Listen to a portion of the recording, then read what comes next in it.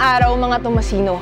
Transparency, yan ang malimit na banggitin ng mga tumatakbo para sa posisyon ng auditor. Kaakibat ng treasurer sa usaping pinansyal, ang isang auditor ng Central Student Council ang siyang naninigurado na ang budget ng organisasyon ay marapat lamang na ginagamit para sa pagsasagawa ng mga proyekto para sa mga Tomasino. Paano nga ba masosolusyonan ang issue ng transparency ng isang auditor ng konseho? Paano niya masisiguro na may pinatutunguhan ang perang binabayad ng bawat Tomasino?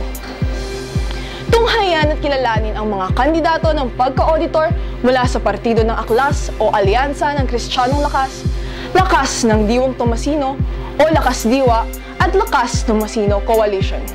Ang mga Tomasino pagdating sa pera, sigurado! Ako si Ivy Cruz mula sa College of Fine Arts and Design, ang inyong Central Student Council Auditor sa ilalim ng partidong Aklas, Alyansa ng Kristiyanong Lakas. Serbisyong Aklas, Serbisyong A-Class.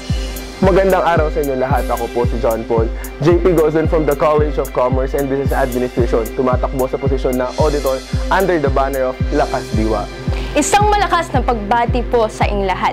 I'm Christine Claire Agra from the College of Tourism and Hospitality Management, your Central Student Council Auditor under the banner of Lakas Tomasino Coalition.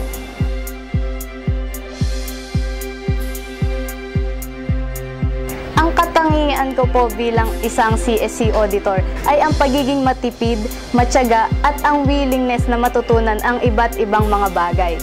Isa sa mga katangian na meron ako na naayos sa posisyon bilang isang auditor ay ang pagnanais ko sa kasiguruhan. If I will be given the chance, I will make sure that the Tomasian community will be assured of financial security and transparency. Ang trabaho po ng isang Central Student Council Auditor ay napaka-critical. Alam ko po na ang role ko bilang auditor ay importante at essential. Kaya po ang isang auditor dapat po may possession ng honesty and integrity. I believe that I have these traits: honesty with regards to our finances and integrity with regards to my role as an auditor.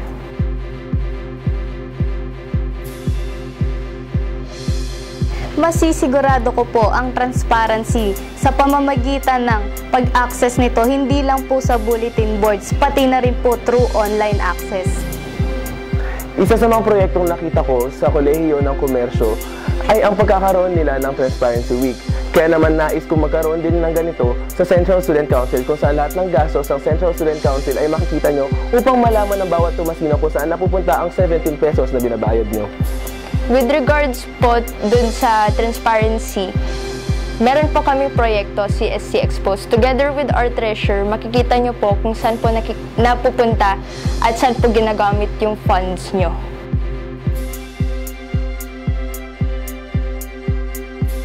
Ang suliranin po na gusto kong tugunan ay ang coordination between local councils and central student councils. Nang sa gayon, ito po ang magiging paraan natin para maramdaman po tayo ng bawat estudyante.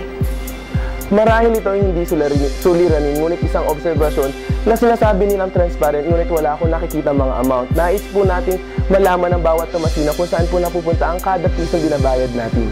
Ang suliranin po na nakita ko po ay hindi nakikita ng estudyante kung saan napupunta yung 17 pesos nila per sem.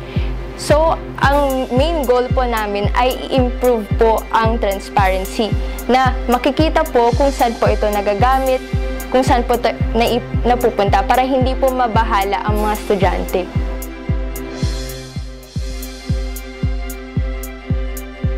Ako po ang dapat niyong iboto sa posisyon na CSC Auditor dahil andito po ako at willing na makisama sa iba't ibang tao para may apply ang pagiging matipid, matyaga at willingness na matutunan ko ang ibang bagay.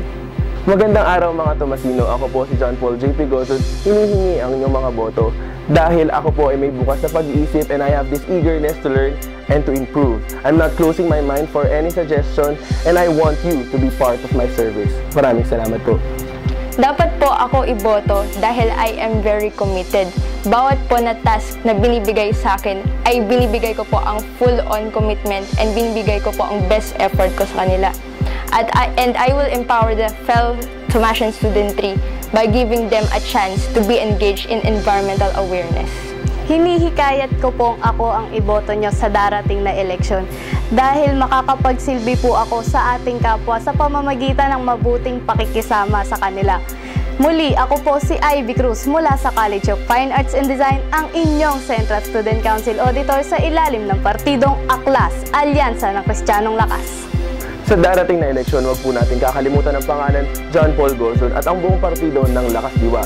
Dahil sa Lakas Diwa, your security is our priority. Maraming salamat po.